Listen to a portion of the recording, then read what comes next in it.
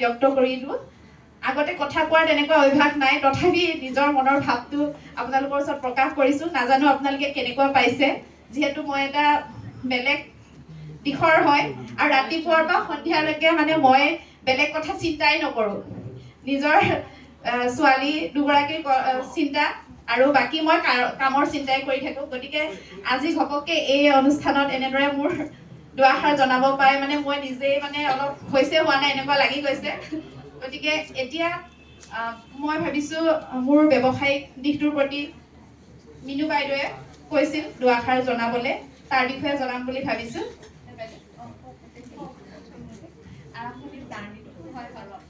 হয় আচলতে আৰম্ভণি বুলি কওঁতে বহুত দীঘলীয়া হ'ব আৰু বেছি এনেকুৱা অনুষ্ঠানবিলাকত বেছি দীঘলীয়াকৈ কথা ক'লেও আমনিদায়ক হৈ যায় তথাপি মই বাৰু অলপ থুলমূলকৈ ক'বলৈ চেষ্টা কৰিম তাৰ আগতে মই মোৰ পৰিচয়টো জনাব বিচাৰিছোঁ মোৰ ঘৰ তেজপুৰ মানে শোণিতপুৰ জিলাৰ এখন একেবাৰে ভিতৰুৱা অঞ্চলত হয় চেঙেলিমাৰী আৰু ইতিমধ্যে আমাৰ অধ্যক্ষা মহোদয় বাইদেৱে মোক চিনি পাইছে বাইদেউৰ ঘৰ ৰঙাপাৰা আৰু মোৰ একে সেইফালেৰে ঘৰ একে মানে ওচৰা ওচৰি মোৰ ঘৰ আপোনাৰ ভালুকপুঙৰ ওচৰত শোণিতপুৰ জিলাৰ চেঙেলিমৰা গাঁৱত গতিকে এখন একেবাৰে ভিতৰুৱা পিছপৰা গাঁও আৰু মানুহে আমাৰ গাঁৱত যেতিয়া যায় ভয় কৰে মানে হাবি জংঘল থকা ভয়ে কৰে আমি সদায় অহা যোৱা কৰোঁ কাৰণে আমাৰ ভয় নালাগে কিন্তু এদিনীয়াকৈ মানুহ গ'লে খুব ভয় কৰে কিবা হাতী বাঘ ওলাব নেকি এনেকুৱা বুলি যিহেতু নামেৰিৰ ওচৰত গতিকে সেইখন গাঁৱৰ পৰা মই আজি ওলাই আহি ব্যৱসায়টো কিন্তু মই সেইখন গাঁৱৰ পৰাই আৰম্ভ কৰিছিলোঁ আৰু আহি এতিয়া মই যিহেতু মংগলদৈ চহৰতে থাকোঁ গতিকে ক'ব নোৱাৰি আজি যদি গাঁৱত জন্ম হৈছোঁ কালি চহৰতো থাকিব লগা হ'ব পাৰে সকলো পৰিৱেশৰ লগত চিনাকি হৈ থকাটো ভাল গতিকে আজি মই জনাব বিচাৰিছোঁ মোৰ পঢ়া শুনা তাতেই হৈছিল গাঁৱতে হৈছিল তাৰ পাছত স্নাতক ডিগ্ৰী মই দৰং মহাবিদ্যালয়ৰ পৰা কৰিছিলোঁ আৰু স্নাতকোত্তৰ ডিগ্ৰী মই অসমীয়াত কৰিছিলোঁ প্ৰাগজ্যোতিষ মহাবিদ্যালয়ৰ পৰা আৰু তাৰ পাছত 2012 চনত মই যিখন বিদ্যালয়ত পঢ়িছিলোঁ তাতে এগৰাকী শিক্ষয়িত্ৰী হিচাপে নিযুক্তি পাইছিলোঁ আৰু মোৰ কৰ্ম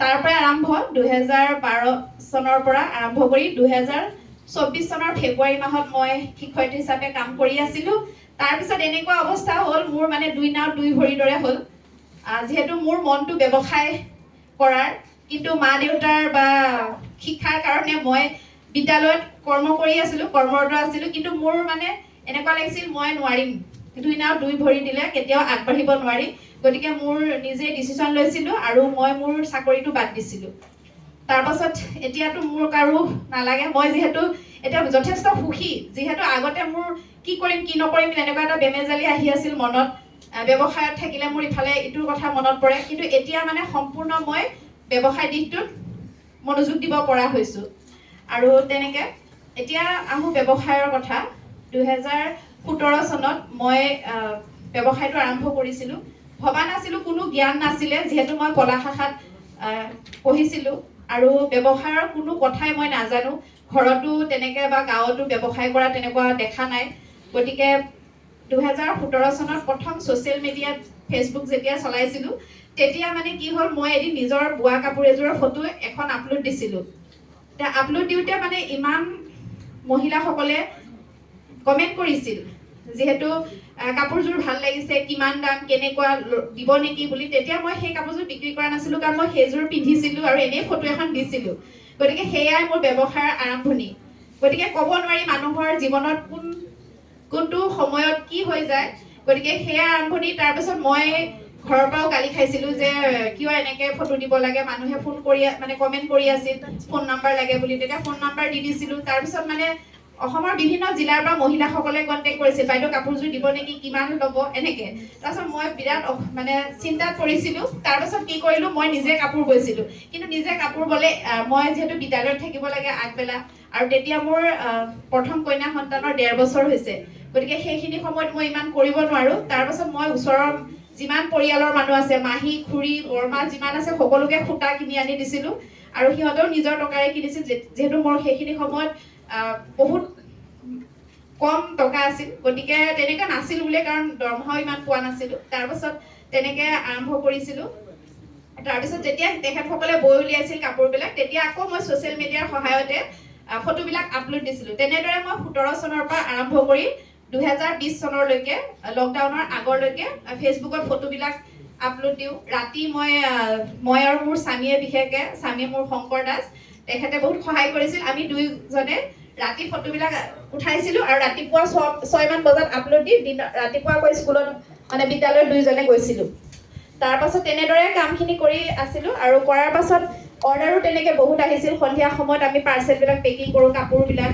আৰু তাৰপাছত মই তেনেকৈ বহুত মহিলাই মোৰ লগত যোগাযোগ কৰিছিল যে তেখেতসকলেও কিন্তু মনত মানে ব্যৱসায় কৰাৰ ইচ্ছা আছে, কিন্তু ঘৰৰ পৰা মূলধন নাই, টকা পইচা নাই, তেনেকৈ কৈছিল। গতিকে মই এটা ভাবিছিলোঁ যে ঠিক আছে, আমি ফটোবিলাক আপোনালোকক দিম, আপোনালোকে সেইবিলাক ফটো আপোনালোকৰ নিজৰ চিনাকি ঘৰৰ মানুহ তেখেতসকলক শ্বেয়াৰ কৰক, আৰু যদি কিবা হয় আমিয়ে পঠাম। তেনেকৈ লৈছিলোঁ আৰু তেনেকৈ কিন্তু বহু কেইগৰাকী মহিলাই সংস্থাপন লাভ কৰিছিল।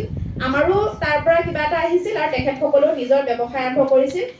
1 টকাও খৰচ নকৰাকৈ দিনটোত যিখিনি সময় ঘৰত থাকে, ঘৰৰ ল'ৰা ছোৱালীৰ লগত থকাৰ যিখিনি আজৰি সময়, সেইখিনি সময় তেখেতসকলেও মানে সেই ফটোবিলাক শ্বেয়াৰ কৰিয়ে ফটোবিলাকৰ জৰিয়তে ব্যৱসায়টো আৰম্ভ কৰিছিল। তেনেদৰে এতিয়াও মোৰ লগত প্ৰায় 2-3 হাজাৰ মহিলা জড়িত হৈ আছে ভিতৰতে, কিন্তু মই পাৰ্চনেলি কাকো চিনি নাপাওঁ। কিন্তু মই সদায় মোৰ লগত তেনেদৰে কাপোৰৰ আমি সদায় 100-150 ফটো আমি সদায় উঠাই তেখেতসকলক দিওঁ। এতিয়া যিহেতু মই নিজে উঠাবলৈ তেনেকৈ সময় নাপাওঁ, কিন্তু আমাৰ প্ৰতিষ্ঠানত যুৱতীসকল আছে, যুৱতীসকলে ধুনীয়াকৈ ফটোবিলাক উঠাই দিয়ে। সকলোৱে আমি কামবিলাক ভাগে ভাগে লৈছোঁ, যিহেতু অকলেতো তেনেকৈ কৰিব নোৱাৰি, সেইকাৰণে। তাৰপিছত এতিয়া আপোনালোকৰ ওচৰত জনাওঁ, ফটোৰ পাছত 2020 চনত যেতিয়া লকডাউন হৈছিল, সেইখিনি সময় কিন্তু মোৰ সোণালী সুযোগ হৈ পৰিল। কাৰণ সেইখিনি সময়ত ইতিমধ্যে ব্যৱসায়বিলাক বন্ধ হৈ গৈছিল, বহুতৰ জীৱনত দুৰ্দশা আহি গৈছিল, দুখ দুৰ্দশা।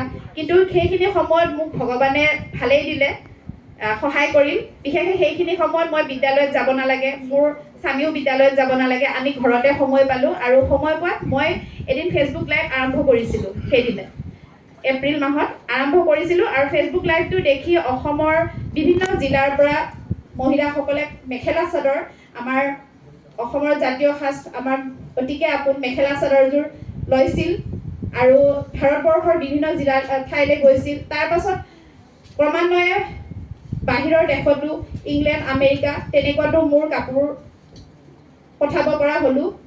বিৰাট ভাল পায় বাহিৰৰ মহিলাসকলে। সেই লকডাউনৰ সময়তে কিন্তু মই ইংলেণ্ডৰ অৰ্ডাৰ পাইছিলোঁ, প্ৰায় 20-40 যোৰ এনেকৈ কাপোৰ লয়। গোটেই সকলোখিনি ৰেডি টু ৱেৰ কৰি পঠাই দিওঁ। লকডাউনৰ সময়ত পোষ্টেলৰ যোগেদি পঠাইছিলোঁ।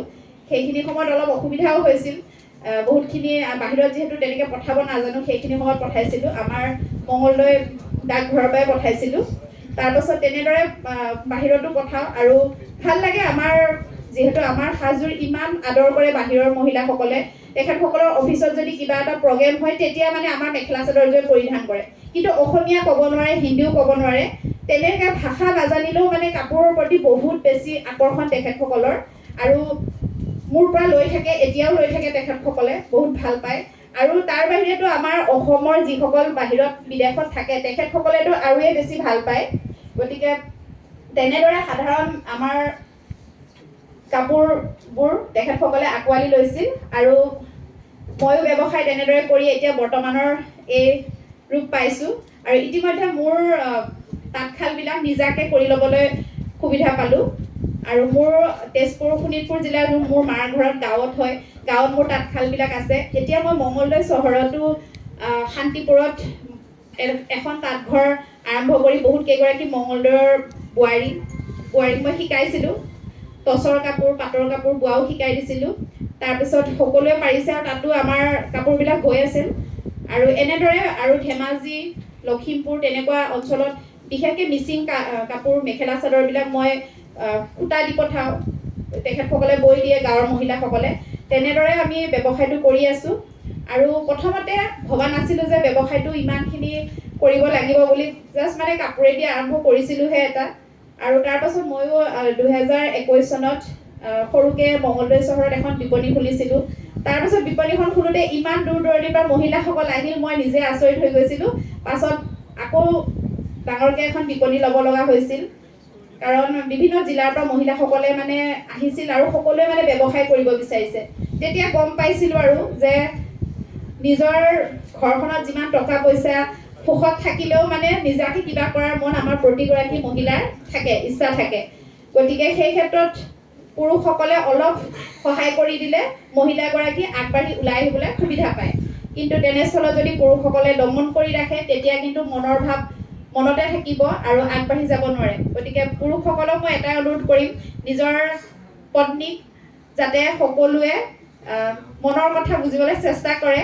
কিবা যিহেতু যিমান সুখত থাকিলেও মানে কিবাকে কৰাৰ ইচ্ছা থাকে, সেইকাৰণে জনালো। আৰু বিশেষকৈ মই যেতিয়া ব্যৱসায়টো কৰি আছিলোঁ বিপণীখন খুলি, তেতিয়া মানে বিভিন্ন জিলাৰ পৰা শাখা বিচাৰি আহিছিল। মই শাখাৰ কথাটো ক'ব বিচাৰিছোঁ। আৰু মোৰ কিন্তু আপোনালোকক কৈছোঁ, মই যিহেতু কলা শাখাত পঢ়া আৰু আমাৰ মানে এটা ধাৰণা আছিল যে অংকত মানে গণিতত যদি বেছি নম্বৰ পায় তেতিয়া কমাৰ্চত পঢ়া হয়। সেই কথা মই গম পাইছিলোঁ মানে আৰু যে মই বিশেষকৈ অংকত একেবাৰে মানে নোৱাৰোৱে মানে তেনেকৈ যেনে তেনে পাছ কৰিছোঁ আৰু সেইকাৰণে মইতো কমাৰ্চত পঢ়িব নোৱাৰিলোঁ। গতিকে আপোনালোকৰ যিহেতু মহাবিদ্যালয়ত ব্যৱসায়িক দিশটোৰ প্ৰতিয়ে যিহেতু শিক্ষা দিয়া হয়, গতিকে সেই ক্ষেত্ৰত কিন্তু মোৰ একোৱেই মানে ব্যৱসায়ৰ বিষয়ে একোৱেই জ্ঞান নাই। গতিকে মই সেই ক্ষেত্ৰত জ্ঞান আহৰণ কৰিবলৈ ব্যৱসায়ৰ বিষয়ে জানিবলৈ মই কাকোতো সুধিব নোৱাৰোঁ, কোনো নিজৰ ব্যৱসায়ৰ কথা নকয়। গতিকে মই কি কৰিছিলোঁ, শাখা যেতিয়া লাগে বুলি কৈছিল নিজে নিজে মানে নিয়ম বনাই দিছিলোঁ যে ঠিক আছে মই শাখা দিম। তেখেতসকলে ডিয়ামো, আমাৰ যিহেতু আপোনালোকে জানে আমাৰ ব্যৱসায়ৰ নাম ডিয়ামো, গতিকে ডিয়ামো নামটো দিব বিচাৰোঁ, আপোনাৰ নামটো লাগে এনেকৈ কয়। ঠিক আছে তেতিয়াহ'লে ল'ব, মই বাৰু কালেকশ্যনখিনি পঠাম। তেনেকৈ অসমৰ বিভিন্ন জিলাৰ পৰা আহিছিল মহিলাসকল, আপোনাৰ ধেমাজি, গোৱালপাৰা, তেনেকৈ এইফালে ডিব্ৰুগড়, তিনিচুকীয়া, 100টাতকৈ অধিক শাখা হৈ গৈছিল। কিন্তু কয় যে ইমান ব্যৱসায়ৰ জ্ঞান নাথাকিলে নিজৰো অলপ কষ্ট হয়। তাৰপিছত শাখাবিলাক দিয়াৰ পাছত মানে অলপ বেমেজালি আহি পৰিছিল। যিহেতু আমাৰ গ্ৰাহকসকলে ইটো শাখাত যাবনে সিটো শাখাত যাব, অলপ খেলি মেলি হৈ গৈছিল আৰু ভালো পাইছিল। তাৰপিছত তেনেদৰে শাখাবিলাকো মই চলাই গৈ আছিলোঁ। আৰু শাখাৰ কাৰণে কাপোৰ কিন্তু বহুত লাগে, যিহেতু অসমৰ সকলো ঠাইতে শাখা দিছোঁ, সেই শাখাবিলাকত কাপোৰ বহুত বেছি লাগে। গতিকে সেইখিনি কাপোৰ দিবৰ কাৰণে মোৰতো তাঁতশালো বেছিকৈ লাগিব আৰু হাতত ইমান মূলধনো নাছিলে। যিহেতু মই একেবাৰে কম টকাৰ পৰা মানে আৰম্ভ কৰিছিলোঁ। গতিকে তেনেস্থলত মই মানে কি কৰিম কি নকৰিম হৈ গৈছিলোঁ। তাৰপিছত আপোনাৰ মই লাহে লাহে এখন দুখনকৈ তাঁতশালবিলাক বঢ়াই তেখেতসকলৰ কাপোৰ পঠাইছিলোঁ, বোৱাইছিলোঁ। বহুত শিপিনী মোৰ লগত জড়িত হৈ আছে এতিয়া, 100গৰাকী মানে বেছি, 100তকৈ বেছি শিপিনী আছে। কিছুমানে ঘৰত বৈ দিয়ে, কিছুমানে মই কিনি দিওঁ সূতা, তেনেকৈ আমি কৰাই আছোঁ। আৰু তাৰপাছত কি হ'ল আপোনাৰ মই 2024 চনত মোৰ যেতিয়া দ্বিতীয় কন্যা সন্তানৰ জন্মৰ হ'ল, তাৰপাছত মোৰ অসুখো হ'ল, অপাৰেশ্যন কৰিব লগা হ'ল, 3টাকৈ অপাৰেশ্যন। তাৰপাছত মই সম্পূৰ্ণৰূপে দুৰ্বল হৈ পৰিলোঁ, ব্যৱসায়ত মনোযোগ দিব নোৱাৰিলোঁ।